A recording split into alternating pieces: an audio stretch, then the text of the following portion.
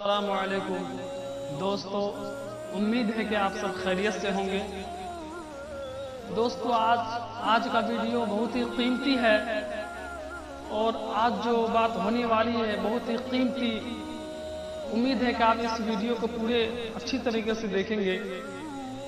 میرے بھائیوں، آج کے زمانے میں کوئی انسان یہ نہیں چاہتا ہے کہ ہم کسی سے کم ہیں، سب اپنے آپ کو بہت بڑا سمجھتا ہے۔ میں شارٹ کوٹ میں یہ ویڈیو بات بتانا چاہتا ہوں کہ ایک بادشاہ تھا، اس کو مذاق کرنے کی عادت تھی۔ اس نے ایک مرتبہ پورے ملک میں اعلان کرا دیا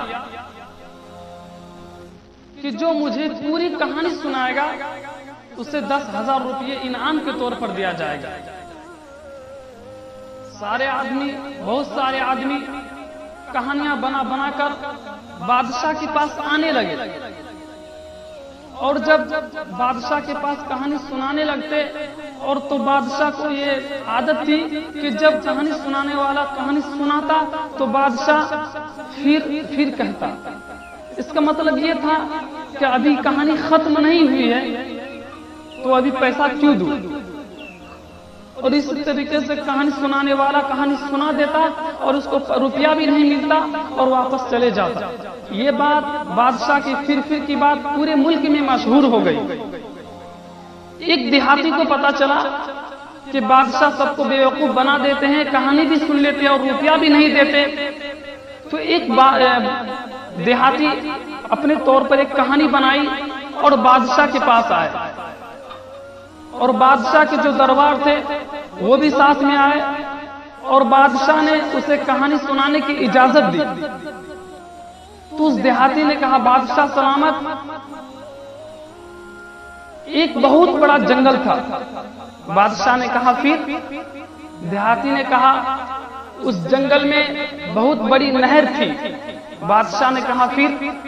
اس دیہاتی کہا کہ اس جنگل میں بہت سارے گھنے درخت تھے۔ بادشاہ کہا پھر؟ دیہاتی کہا، اس درخت میں بہت سارے پرندے رہتے تھے۔ بادشاہ نے کہا پھر؟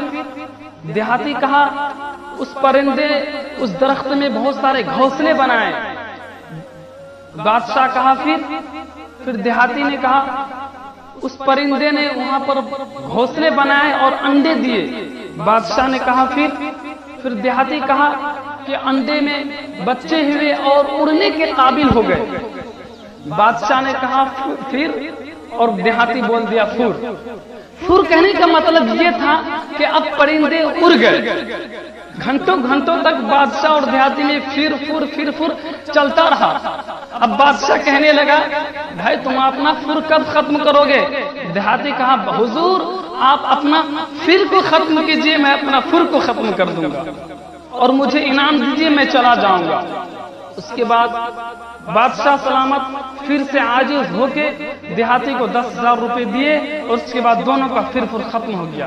میرے بھائیو، اصل مقصد کہنے کا یہ ہے کہ ہمارے آپسی کے جھگڑے اسی وقت ختم ہو سکتے ہیں جب ہم ضدی چھوڑ کر حق بات کو سچے دل سے قبول کر لیں، ورنہ آپسی رنجشیں، قتل و قتال قیامت تک چلتے رہیں گے۔